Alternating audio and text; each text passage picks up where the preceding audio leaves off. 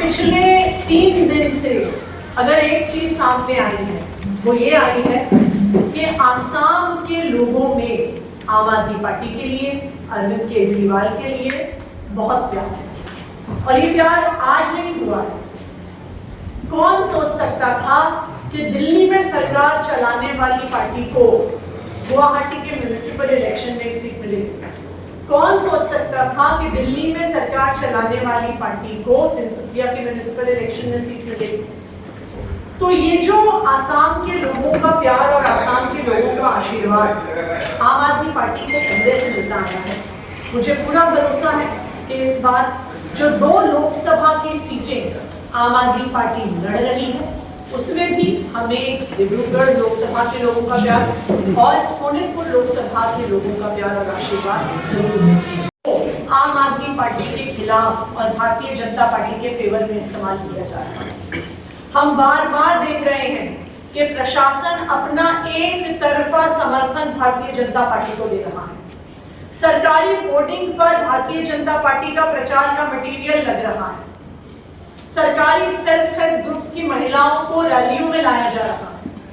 आम आदमी पार्टी पहले परमिशन मांगती है लेकिन भारतीय जनता पार्टी को पहले अप्रूवल दिया जाता है। अमित शाह जी की सिक्योरिटी के नाम पर आम आदमी पार्टी के कार्यकर्ताओं को, आम आदमी पार्टी के लीडर्स को तिनसुकिया की रैली में पहुंचने नहीं दिया जाता। तो ये सब चाहे भारतीय जनता पार्टी का बढ़ता हुआ प्रचार हो या प्रशासन का प्रयोग आम आदमी पार्टी के खिलाफ हो, ये सब इस बात का द्योतक है कि भारतीय जनता पार्टी को आम आदमी पार्टी के दोनों कैंडिडेट से डर है। कि जो चीजें हम सुनते थे पाकिस्तान में होती हैं, जो चीजें हम सुनते थे बांग्लादेश में होती हैं, जो चीजें हम सुनते थे सूडान जैसे अफ्रीकी देशों में होती हैं, आज भारत में हो रही है। कि चुनाव की घोषणा के बाद विपक्ष के नेताओं को गिरफ्तार कर लिया जाता है। चुनाव की घोषणा के बाद विपक्षी पार्टियों के बैंक अकाउंट सील हो जाते हैं। चुनाव की घोषणा के बाद विपक्षी पार्टियों को आईटी नोटिस दिए जाते हैं। मुझे लगता है चुनाव खत्म होने से पहले हो सकता है कि विपक्ष की कुछ पार्टियों को डी रजिस्टर भी कर दिया जाए, उनका सिंबल भी छीन लिया जाए। ये तानाशाही नहीं है तो और क्या है? फिर कहता है कि मैं लोकप्रिय और लोकतांत्रिक तरीके से चुना हुआ नेता हूं। तो आज भारत में भी यही हो रहा है क्या? क्या भारत में भी वही हो रहा है जो हमने पाकिस्तान में देखा कि किस तरह इमरान खान को जेल में डाल दिया गया, उसकी पार्टी के साथ नेताओं को जेल में डाल दिया गया, उनकी पार्टी का सिंबल छीन लिया गया।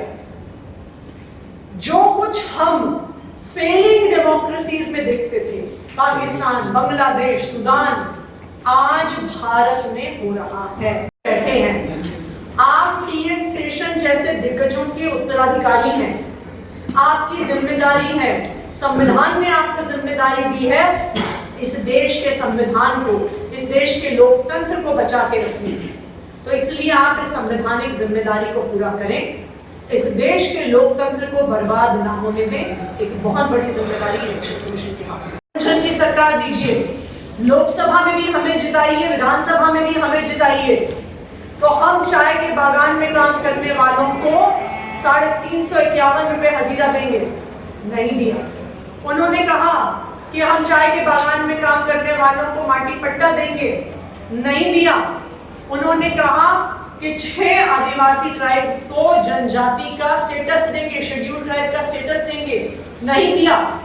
प्रधानमंत्री नरेंद्र मोदी जी ने कहा कि अगर भारतीय जनता पार्टी की केंद्र में सरकार बनती है तो विदेश से आए हुए लोगों को अपना बोरिया बिस्तर बांधने के लिए तैयार होना चाहिए। लेकिन 10 साल के बाद वही मोदी जी सीएए का कानून लेके आते हैं, कहते हैं विदेश से आए लोगों को घर भी देंगे, मकान भी देंगे, नागरिकता भी देंगे, माटी पट्टा भी देंगे। आसाम में रहने वाले लोगों को माटी पट्टा नहीं मिलता, लेकिन जो विदेश से लोग आ रहे हैं उनको सीएए के तहत ये सब दिया जाएगा। पर तिनसुकिया में रोड शो करते हैं। ऐसी खबर मिल रही है कि मनोज तिवारी जी भी आएंगे। ऐसी खबर मिल रही है कि प्रधानमंत्री नरेंद्र मोदी जी भी आएंगे।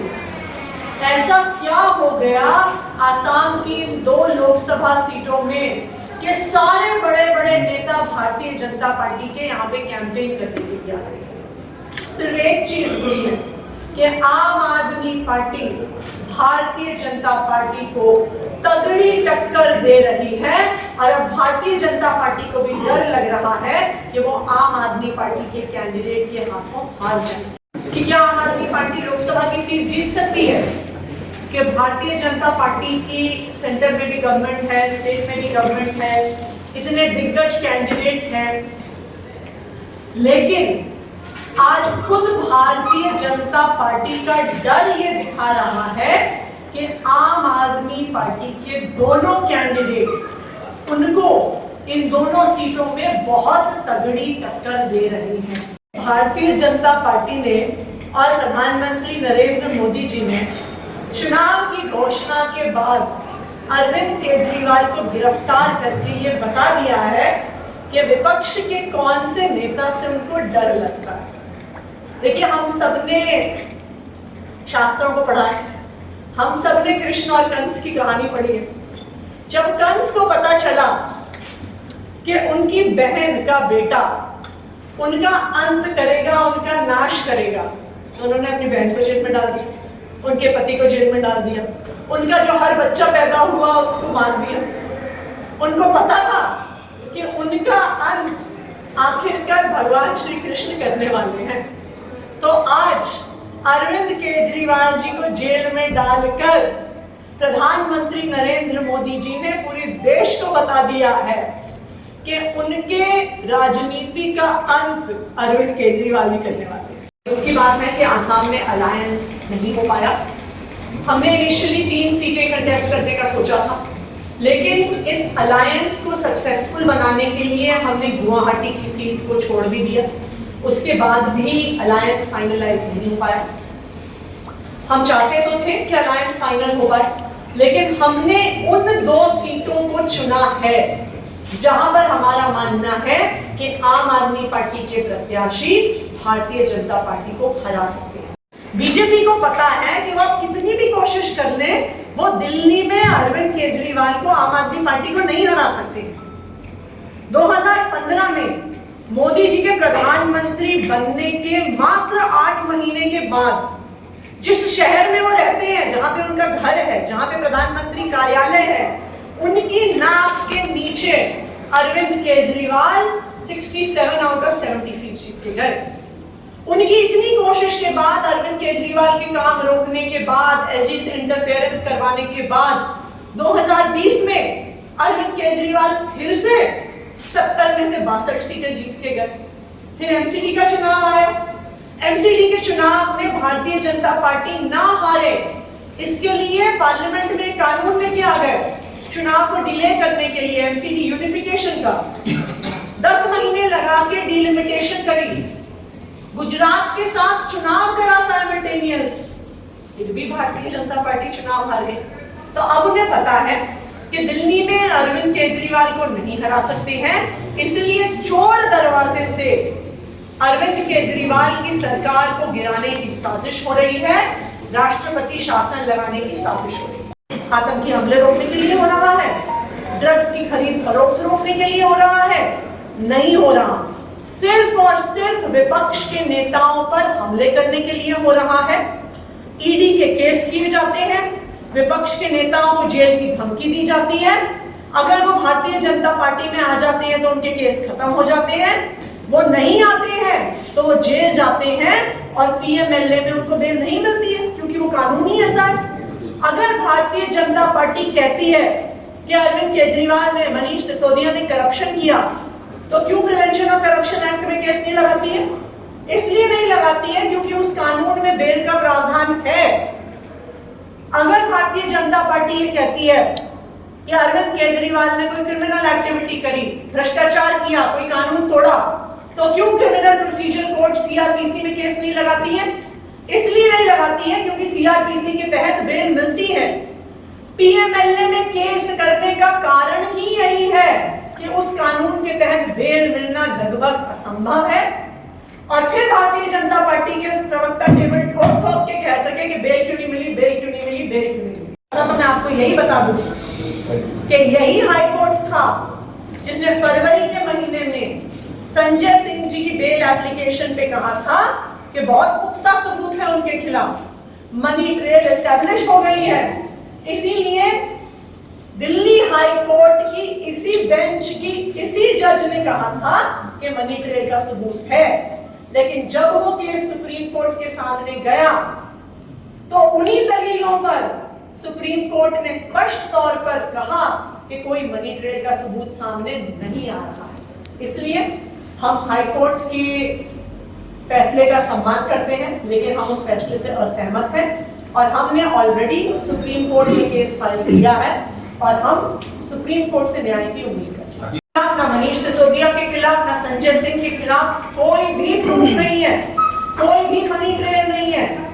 जब संजय सिंह जी की बेल सुप्रीम कोर्ट के सामने आई तो कोर्ट ने बार बार ईडी से पूछा मनी ट्रेल कहां है, प्रोसीड्स ऑफ क्राइम कहां है, पैसे मनी लॉन्ड्रिंग का सबूत कहां है। ईडी के पास कोई जवाब नहीं था और इसीलिए जो ईडी विरोध कर रहे थे संजय सिंह की बेल पिटिशन का, उनको अपना विरोध वापस लेना पड़ा। तो आज ईडी का प्रयोग, prevention of money laundering act PMLA का प्रयोग एक राजनीतिक षड्यंत्र के तहत किया जा रहा है। लोकसभा चुनाव की घोषणा के बाद आम आदमी पार्टी के प्रचार को रोकने के लिए किया जा रहा है, दिल्ली की चुनी हुई सरकार को गिराने के लिए किया जा रहा है। अभी आ रहा है असम की जनता निश्चित तौर पर आम आदमी पार्टी जैसी एक पार्टी को चुनेगी जो इस माफिया राज को खत्म करेगी। मैं आपसे एक क्वेश्चन है, what about your reaction about your chief minister Arvind Kejriwal? His petition was dismissed by the SC yesterday and today moved in the Supreme Court.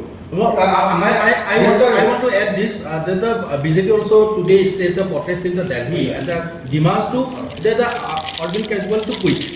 नहीं, अब मैं भी नहीं कर देता हूँ इसमें। आपकी बेल क्यों नहीं मिल रहा है? अगर सही है, आप उनका हिसाब से अगर सही है, तो केजरीवाल को बेल क्यों नहीं मिल रहा है कोर्ट से? कोर्ट का ऊपर आपका भरोसा नहीं है।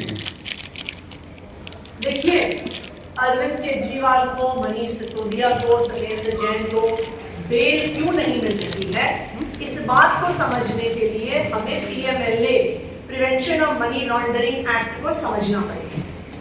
पीएमएलए जो कानून है, ये बना था जब भारत ने इंटरनेशनल कन्वेंशन साइन करी थी काउंटर टेररिज्म पर, इंटरनेशनल कन्वेंशन साइन करी थी ड्रग ट्रैफिकिंग के खिलाफ। तो पीएमएलए के कानून में बेल मिलना लगभग असंभव है, क्योंकि मनी लॉन्ड्रिंग के माध्यम से पैसा किसी आतंकी हमले में ना चला जाए, मनी लॉन्ड्रिंग से पैसा ड्रग्स की खरीद फरोख्त में ना चला जाए। इसलिए पीएमएलए इतना सख्त कानून है जो क्रिमिनल जस्टिस सिस्टम के प्रिंसिपल्स को उल्टा कर देता है। क्रिमिनल जस्टिस सिस्टम ये कहता है you are innocent until proven guilty, PMLA ये कहता है you are guilty until proven innocent. Criminal justice system ये कहता है bail is the norm, jail is the exception. PMLA ये कहता है jail is the norm, bail is the exception. तो ये एक ऐसा कानून है जिसमें किसी को भी बेल मिलना लगभग असंभव है। उसका कारण ये है ऐतिहासिक कि ड्रग्स की खरीद फरोख्त रोकने के लिए, आतंकी हमले रोकने के लिए ऐसा कानून बनाया गया। माफिया राज चल रहा है, सिंडिकेट चल रहे हैं और यही वजह है कि आज असम की जो राजा है, रेवेन्यू जो है, वो रेवेन्यू, असम की रेवेन्यू नहीं बढ़ती है और असम सरकार को लगातार हर महीने केंद्र सरकार से लोन लेना पड़ता है, उधार लेना पड़ता है, ऋण लेना पड़ता है।